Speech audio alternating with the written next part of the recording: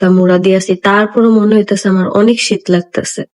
এই দেখো, তার একদম মাথা ঘাইমা যায়, হাত ঘাইমা যায়, খুবই মানে এত গরম।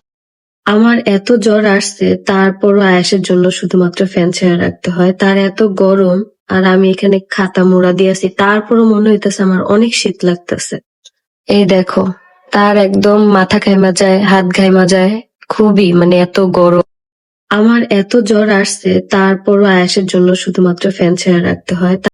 আপু এবং ভাইয়ারা দেখুন, আখি কিন্তু মোটামুটি ভালোই ছিল, সব রোজাগুলো রাখতে পেরেছে। তাছাড়া আখি কিন্তু রীতিমতো নামাজও পড়া শুরু করে দিয়েছে এবং আয়াসের দেখভাল করা, বাসার যত ইফতারির আয়োজন করা সব কিন্তু আখি নিজে হাতে একাই সামলাচ্ছিল। কিন্তু হুট করে আখির একই হলো, হুট করে কিন্তু সুস্থ আখি, সুস্থ আয়াস বাবু কিন্তু অসুস্থ হয়ে পড়েছে এবং আখির কিন্তু ধুম জ্বর এসেছে, এত জ্বর এসেছে আখি কিছুই করতে পারছে না, এমনকি কথাটুকুও কিন্তু বলতে পারছে না। আখির কিন্তু অনেক অনেক জ্বর, থার্মোমিটার দিয়ে মেপে কিন্তু ধরা পড়েছে আখির 102 জ্বর। তো বুঝুন 102 জ্বর কি কম কথা? মানে এই সময়ে এই রোজার ভিতরে যদি একটা মানুষের 102 জ্বর হয় তাহলে তার কি অবস্থা হয় দেখুন। এই যে হঠাৎ করে একটু গরম একটু ঠান্ডা, সিজন পরিবর্তন, এই জন্যই কিন্তু দেখুন মানুষের এই রকম মানে শরীর অসুস্থ হয়ে পড়ছে। মানে সুস্থ মানুষগুলো হুটহাট করেই কিন্তু জ্বর সর্দি কাশিতে আক্রান্ত হচ্ছে।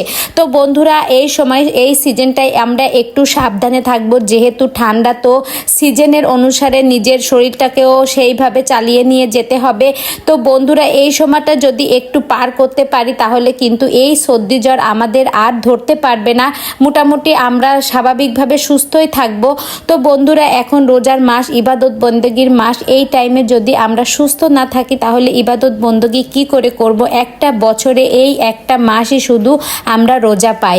তো বন্ধুরা, আমরা সবাই সুস্থ থাকার চেষ্টা করব, আমাদের বাসার বাচ্চাদের যত্ন নিব, তারা যাতে সুস্থ থাকে, ভালো থাকে, সেদিকে অবশ্যই অবশ্যই খেয়াল রাখবো।